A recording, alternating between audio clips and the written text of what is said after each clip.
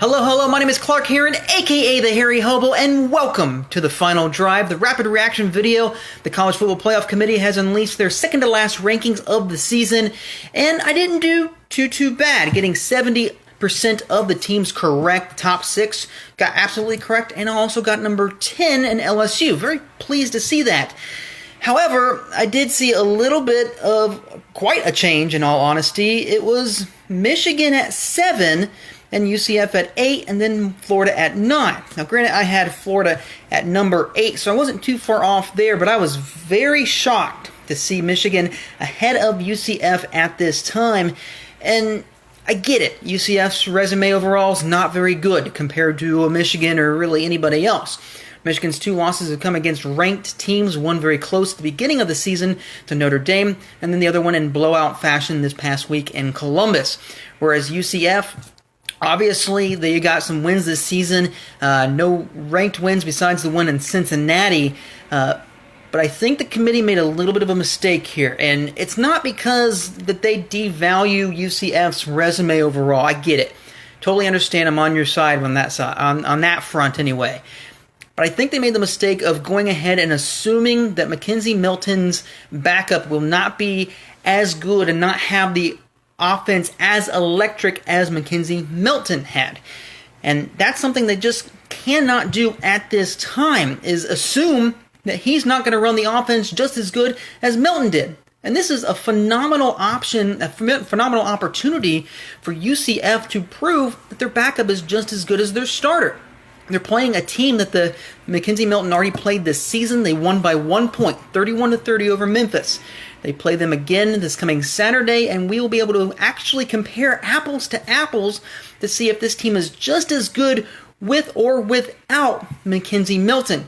So that's why I would have had that number 7, especially with that second loss that Michigan had. If it wasn't in blowout style, I would easily consider Michigan for that 7th spot. But that blowout style in Columbus would definitely push them past, but not in the eyes of the committee. They're very strong about that resume, and obviously that injury's going to have a little bit of a concern there, but give the kids a chance to play to see if they can actually get the win without McKenzie Milton. Beyond that, I'm very pleased to have LSU at the 10 spot.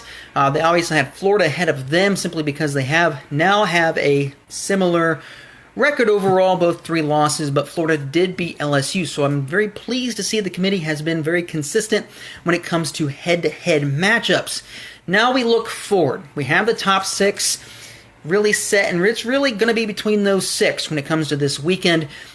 I don't think a whole lot with the UCF championship game. I don't think there's going to be enough there from UCF unless they blow out and have everybody else lose.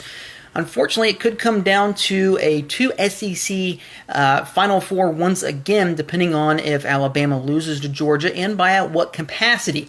I would say if Alabama loses by single digits, you're probably going to see a 1-loss Alabama over an Oklahoma team that still hasn't shown that it can play defense, as well as an Ohio State team that we still don't know if they can do it consistently over again.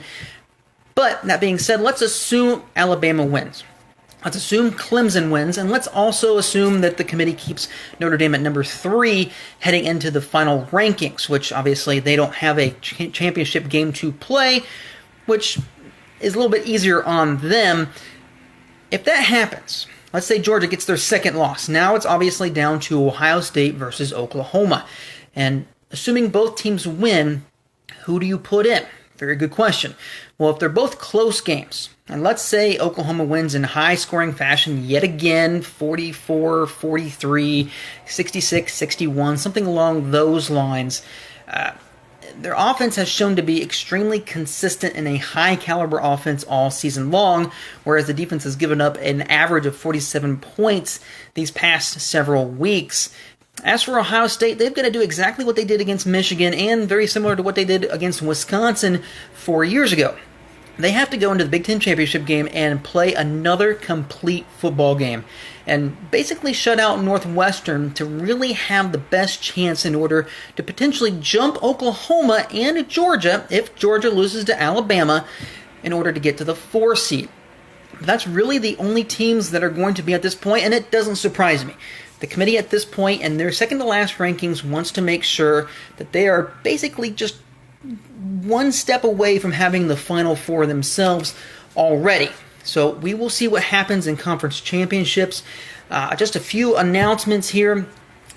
Saturday evening, once all the games have been played, I will be doing a prediction show because the rankings come out this Sunday at noon. So Saturday evening, and I will put them, let's say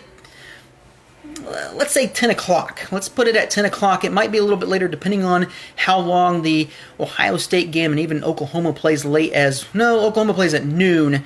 I think it was Clemson that plays late, but we'll already know about Oklahoma. Ohio State should be well enough into their game to have a good idea if they should even be considered for the top, as well as we'll also know about the SEC Championship that plays at 3:30 on CBS. So Saturday, 10 p.m. Eastern Standard Time, I will be doing my prediction show then before the rankings come out the following day at noon. Also, I will be posting all these videos as well as doing my 1-minute drives. They will be posted on my YouTube channel. I will have the link in the description, as well as my Instagram. Simply Heron.9, that's HERRON.9, the number 9, and you can follow me on there as well. So I want to thank each and every single one of you for watching this evening. My name is Clark Heron, a.k.a. the Hairy Hobo, and I'm out.